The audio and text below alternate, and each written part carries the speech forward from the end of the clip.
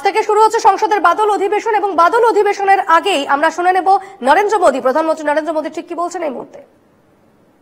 विजयोत्सव है। पूरी दुनिया ने भारत की सैन्य शक्ति का,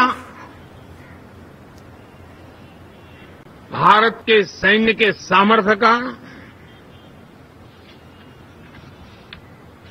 रूप देखा है।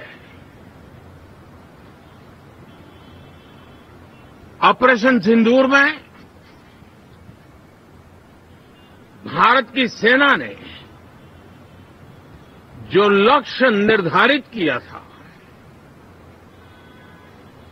100% अचीव किया। आतंकियों के आकाओं के घर में जाकर के 22 मिनट के भीतर भीतर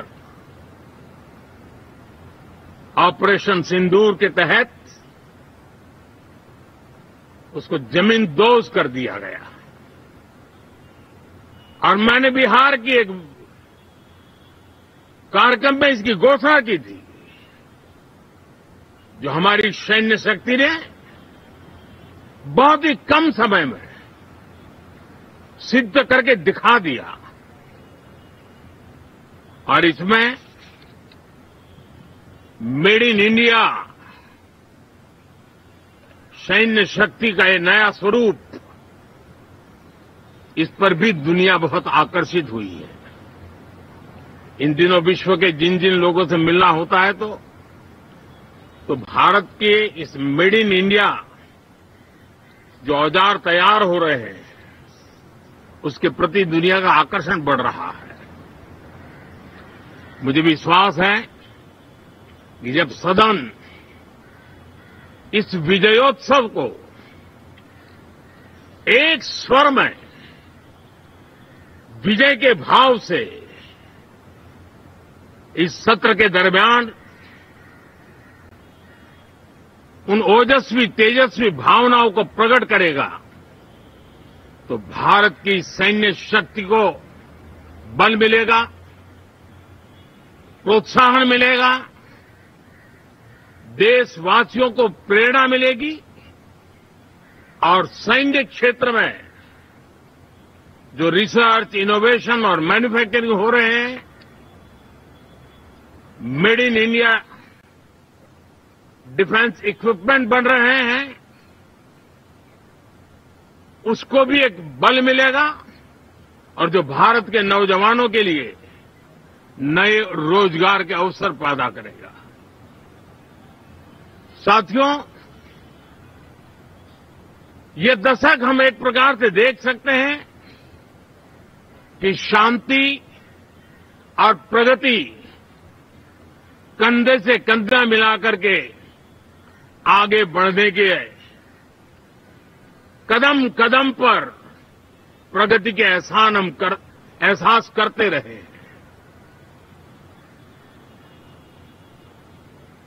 देश कई प्रकार की हिंसक वारदातों का शिकार रहा है, लंबे अरसे तक शिकार रहा है। देश आजाद हुआ तब से ये समस्या को हम झेल रहे हैं, चाहे आतंकवाद हो, नक्सलवाद हो। कोई प्रारंभ में शुरू हुआ होगा, कोई बाद में शुरू हुआ होगा, लेकिन आज नक्सलवाद का, माओवाद का दायरा बहुत तेजी से सिकुड़ रहा है। माओवाद को, नक्सलवाद को जड़ से उखाड़ने के संकल्प के साथ देश के सुरक्षा बल एक नए आत्मविश्वास से, तेज गति से सफलता की ओर कदम रख रहे हैं।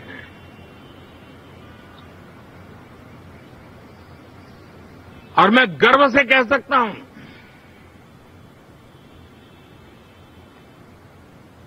देश में सैकड़ों जिले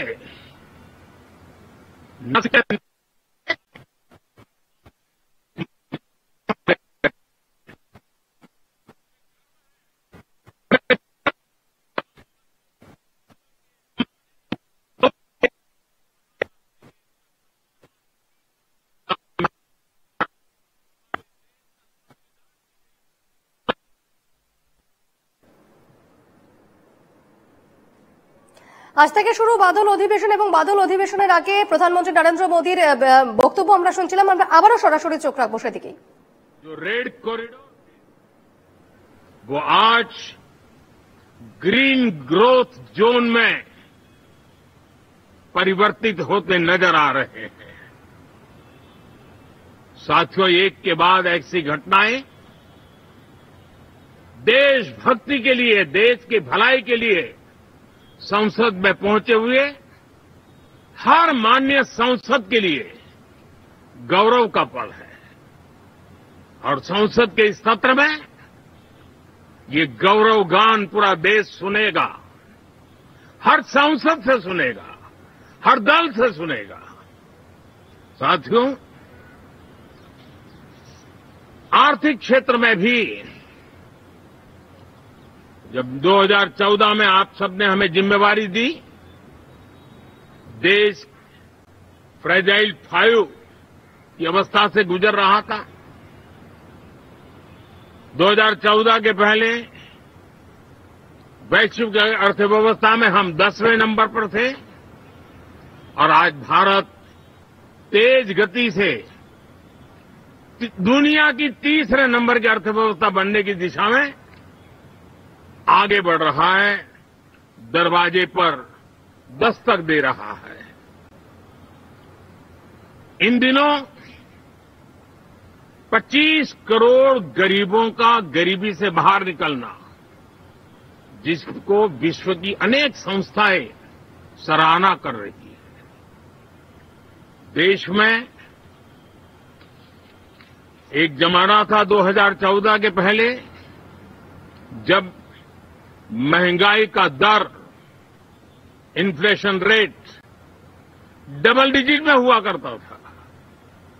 आज 2% के आसपास आकर के देश के सामान्य मानव के जीवन में राहत बन गया है, सुविधा बन गया है।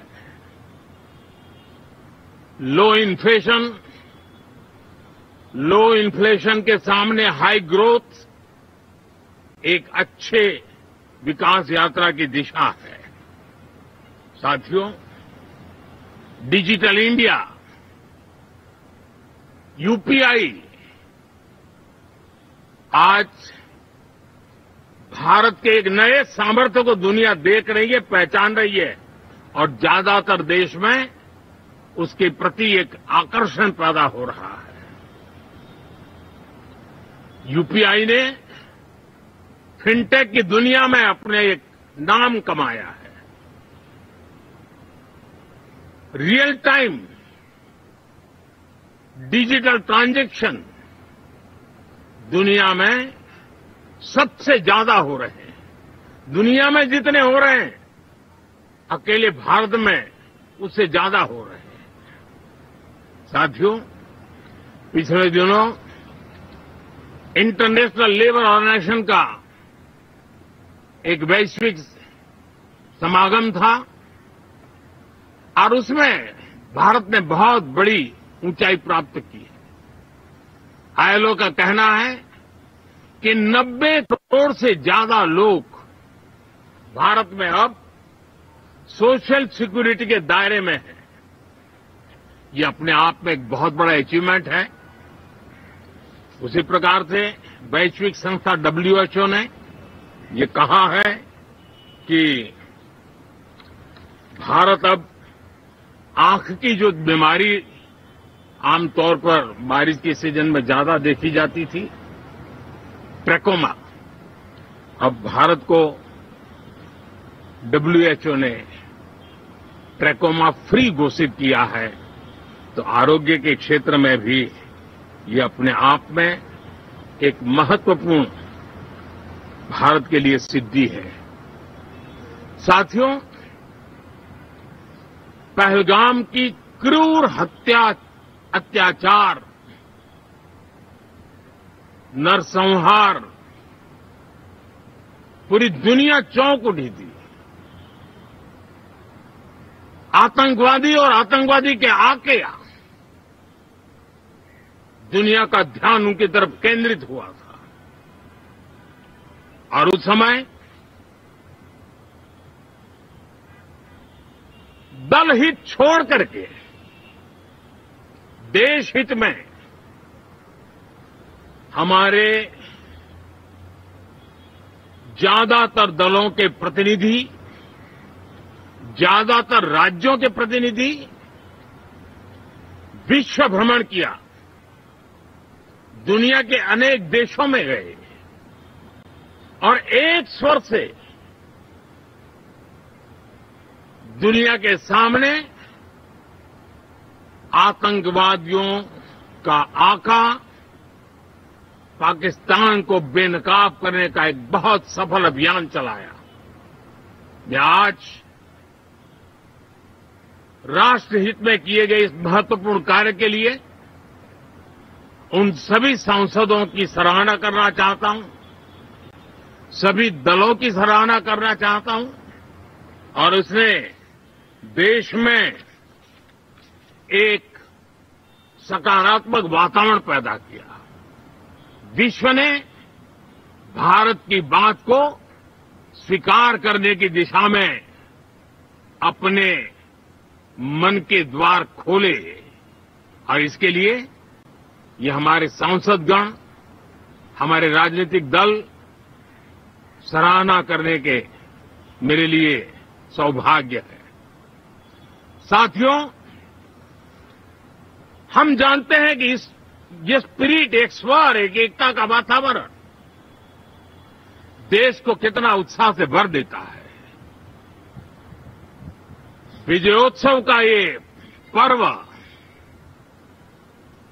इस मॉनसून सत्र में भी उसी भाव से प्रकट होगा। देश की सैन्य शक्ति को सराहना करेगा, देश के सामर्थ्य का गौरवगान करेगा और देश के 140 करोड़ नागरिकों को नई प्रेरणा का कारण बनेगा। मुझे विश्वास है कि हम सब मिलकर के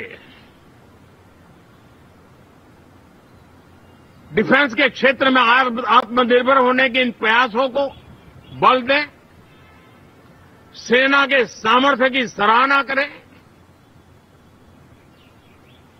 और मैं आज देशवासियों के सामने जरूर कहूंगा और देश के राजनीतिक दलों से भी कहूंगा कि देश ने एकता की ताकत देखी है, एक स्वर का सामर्थ्य क्या होता है देखा है। तो सदन में से भी सभी माननीय सांसद उसको बल दें, उसको आगे बढ़ाएं और मैं जरूर कहूंगा राजनीतिक दल अलग अलग हैं, हर एक का अपना एक एजेंडा है, अपनी एक भूमिका है, लेकिन मैं इस वास्तविकता को स्वीकार करता हूं कि दल हित में मत भले न मिले, लेकिन देश हित में मन जरूर मिले। इसी एक भावना के साथ इस मानसून सत्र से देश के विकास यात्रा को बल देने वाले, देश की प्रगति को बल देने वाले, देश के नागरिकों को सामर्थ्य देने वाले अनेक विधेयक प्रस्तावित हैं। सदन विस्तृत चर्चा करके उसको भी पारित करेगा। मेरी सभी माननीय सांसदों से